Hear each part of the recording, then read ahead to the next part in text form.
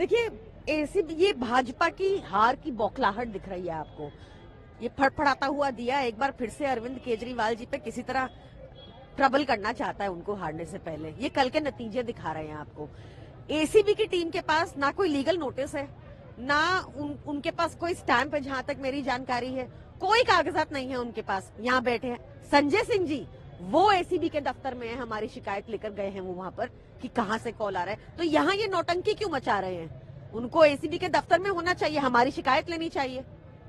तो आप लोग अभी इंतजार करेंगे एसीबी की टीम के पास नोटिस आए या जो कोई लीगल पेपर है? देखिए, कार्रवाई तो इनको फॉलो करनी होगी ना, लॉ तो इनको फॉलो करना ही पड़ेगा। पर मुझे समझ नहीं आ रही कि एसीबी की टीम यहाँ ड्रामा करने की बजाय अपने दफ्तर में क्यों नहीं है, जहाँ पे संजय सिंह जी हमारी शिकायत लेकर बैठे हुए हैं। यहाँ बिना कागजों के आने का क्या मतलब है?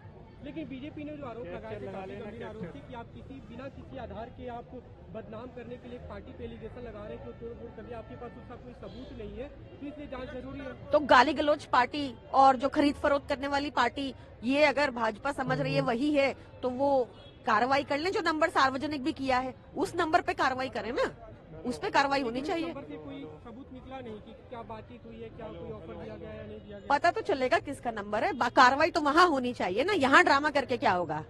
लेकिन आप लोग जो आरोप लगा रहे थे कि 6 से आज वो संख्या बढ़कर 16 हो गई, तो क्या सभी के सबूत आप लोग एसीबी को सौंप रहे हैं या जो संजय सिंह है या किसी एक? देखिए, संजय सिंह जी बाकायदा शिकायत लेकर इस समय एसीबी के ऑफिस में है।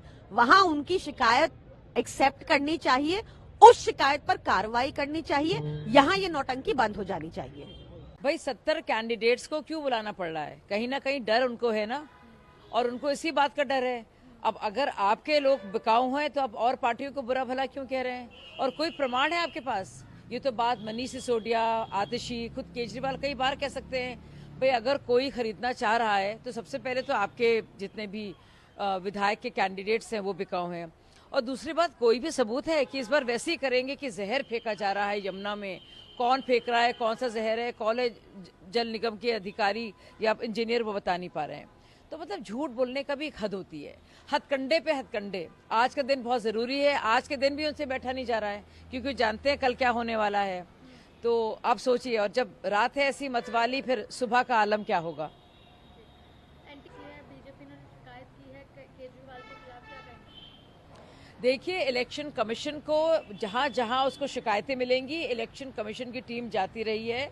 और अगर ये कहा जाएगा कि वो बीजेपी प्रेरित है पूरी तरह से इलेक्शन कमीशन, जो कि कहा जा रहा है केजरीवाल के द्वारा, तो केजरीवाल बताएं कि क्या वाकई में आप प्रेरित थी ईसी या उनके अधिकारी, जिसके चलते वो लगातार पंजाब में और दिल्ली में जीते हैं। इलेक्शन कमीशन को जो लेकर आरोप लगाया जा रहा है दिल्ली में नतीजों से पहले, उसे कैसे देखते हैं? देखिए, राहुल गांधी जब इंडियन स्टेट, भारत के गणतंत्र के खिलाफ ही हैं, जब वो हमारे देश की सारे संवैधानिक संस्थाओं और प्रक्रियाओं के खिलाफ हैं, तो इसी तो जाहिर सी बात है उसी हिस्से में आती है और उनके लिए इससे भी उनको दुश्वारी है।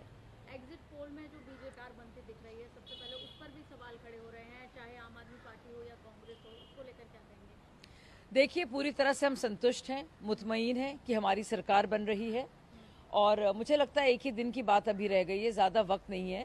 तो लगातार इलेक्शन कमीशन पर या पोलस्टर्स पर या सारे के सारे संवैधानिक प्रक्रियाओं पर, लोकतांत्रिक प्रणाली पर, संवैधानिक संस्थानों पर लगातार इस तरह से हमला करना, ना तो आपसे अपने देश का, अपने गणतंत्र का मजाक उड़ाते हैं, लेकिन आप अपना खुद का मजाक उड़ाते हैं। क्योंकि कांग्रेस की भी सरकारें रही हैं, आम आदमी पार्टी की भी सरकारें रही हैं, सब जानते हैं।